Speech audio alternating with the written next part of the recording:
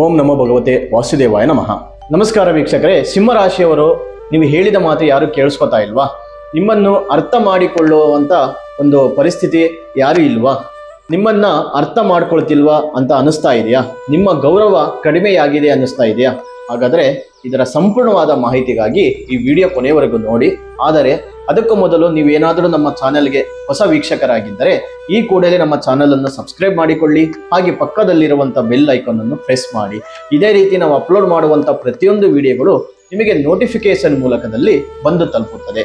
ಜೊತೆಗೆ ನಿಮ್ಮ ಒಂದು ಹೊಸ ಮಾಹಿತಿಗಳಿಗಾಗಿ, ಹೊಸ ಅಪ್ಡೇಟ್ಗಳಿಗಾಗಿ ಫೇಸ್ಬುಕ್ ಹಾಗೂ ಇನ್ಸ್ಟಾಗ್ರಾಮ್ ಪೇಜ್ನಲ್ಲೂ ಕೂಡ ನೀವು ನಮ್ಮನ್ನ ಫಾಲೋ ಮಾಡಬಹುದು. ನೋಡಿ, ಸಿಂಹರಾಶಿಯವರಲ್ಲಿ ಒಂದು ದೊಡ್ಡದಾದಂಥ ಒಂದು ಗುಣ ಏನೆಂದರೆ ಇವರ ಆತ್ಮವಿಶ್ವಾಸದಿಂದ ತುಂಬಿರುತ್ತಾರೆ. ಯಾವುದೇ ಕೆಲಸವನ್ನು ಮುಂದೆ ಹೋಗಿ ಮಾಡುವಂತ ಧೈರ್ಯ ಇವರಲ್ಲಿರುತ್ತೆ. ಇದು ಇವರ ಶಕ್ತಿ ಆಗಿರುತ್ತೆ.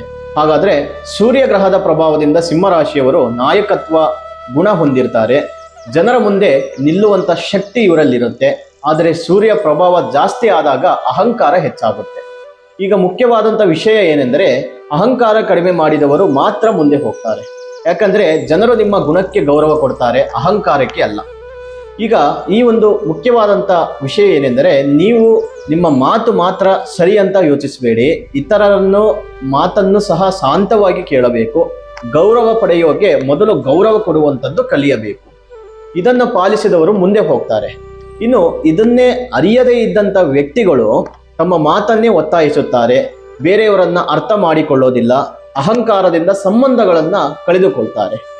ಇದೇ ಕಾರಣದಿಂದ ಅವರು ಅದೇ ಜಾಗದಲ್ಲಿ ಇರ್ತಾರೆ. ಇನ್ನು ಸಿಂಹರಾಶಿಯವರಿಗೆ ವಿಶೇಷವಾದಂಥ ಮುಖ್ಯವಾದಂಥ ಒಂದು ಸತ್ಯ ಏನೆಂದರೆ ಇವರು ಒಳ್ಳೆಯ ನಾಯಕರು ಆಗಬಹುದು. ಆದರೆ ನಾಯಕರಾಗಬೇಕೆಂದ್ರೆ ವಿನಯ ಇರಬೇಕು. ಈ ಸಮಯದಲ್ಲಿ ನಿಮಗೆ ಒಂದು ಅವಕಾಶ ಬರುತ್ತೆ, ನಿಮ್ಮ ವ್ಯಕ್ತಿತ್ವವನ್ನು ಬದಲಿಸಿಕೊಳ್ಳುವಂತ ಒಂದು ಅವಕಾಶ. ಸಿಂಹರಾಶಿಯವರಿಗೆ ಉತ್ತಮವಾಗಿ ಪ್ರತಿದಿನ ಬೆಳಗ್ಗೆ ಸೂರ್ಯೋದಯ ಸಮಯದಲ್ಲಿ ಸ್ವಲ್ಪ ಸಮಯ ಶಾಂತವಾಗಿ ನಿಂತು ನಿಮ್ಮ ಜೀವನದ ಬಗ್ಗೆ ಯೋಚನೆ ಮಾಡಿ. ಅನುಕೂಲ ಬಣ್ಣಗಳು ನೋಡೋದಾದ್ರೆ ಕೇಸರಿ ಮತ್ತು ಬಂಗಾರದ ಬಣ್ಣ. ಅದೃಷ್ಟದ ಸಂಖ್ಯೆಗಳು 1 ಮತ್ತು 4 ಆಗಿರುತ್ತೆ. ಈ ಸಮಯದಲ್ಲಿ ಆಗುವ ಬದಲಾವಣೆಗಳು ನಿಮ್ಮ ಗೌರವಕ್ಕೆ ಹೆಚ್ಚಾಗುತ್ತದೆ. ಜನರು ನಿಮ್ಮ ಮಾತನ್ನು ಕೇಳುತ್ತಾರೆ, ಸಂಬಂಧಗಳು ಸುಧಾರಿಸುತ್ತದೆ, ನಿಮ್ಮ ವ್ಯಕ್ತಿತ್ವ ಬಲವಾಗುತ್ತದೆ. ಇನ್ನು ನೀವು ಮಾಡಬೇಕಾದಂಥ ಒಂದು ಸಣ್ಣ ಕ್ರಮ ಏನೆಂದರೆ ಪ್ರತಿ ಭಾನುವಾರ ಸೂರ್ಯನಿಗೆ ಅರ್ಘ್ಯ ನೀಡಿ ಪ್ರಾರ್ಥನೆ ಮಾಡಿ. ಪ್ರತಿದಿನ ಹಿರಿಯರಿಗೆ ಗೌರವದಿಂದ ನಮಸ್ಕಾರ ಮಾಡುವ ಅಭ್ಯಾಸ ಬೆಳೆಸಿಕೊಳ್ಳಿ. ವಾರಕ್ಕೆ 1 ಬಾರಿ ಕೆಂಪು ಹಣ್ಣು ಅಥವಾ ಗೋಧಿ ದಾನ ಮಾಡಿ.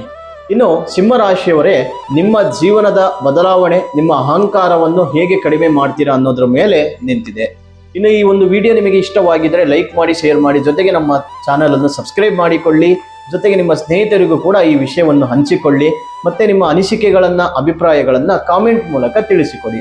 ಇನ್ನಷ್ಟು ಹೆಚ್ಚಿನ ಮಾಹಿತಿಗಾಗಿ, ವೈಯಕ್ತಿಕ ಜಾತಕದ ಪರಿಶೀಲನೆಗಾಗಿ ಈ ಒಂದು ಸ್ಕ್ರೀನ್ನಲ್ಲಿ ಕಾಣುತ್ತಿರುವ ಸಂಖ್ಯೆಗೆ ಕರೆ ಮಾಡಿ ನಿಮ್ಮ ಅಪಾಯಿಂಟ್ಮೆಂಟ್ ಬುಕ್ ಮಾಡಿಕೊಳ್ಳಿ. ಮತ್ತೊಂದು ಹೊಸ ವಿಡಿಯೋದಲ್ಲಿ ಸಿಗೋಣ ವೀಕ್ಷಕರೇ. ಅಲ್ಲಿವರೆಗೂ ತಮ್ಮೆಲ್ಲರಿಗೂ ಶುಭವಾಗಲಿ. ಧನ್ಯವಾದಗಳು.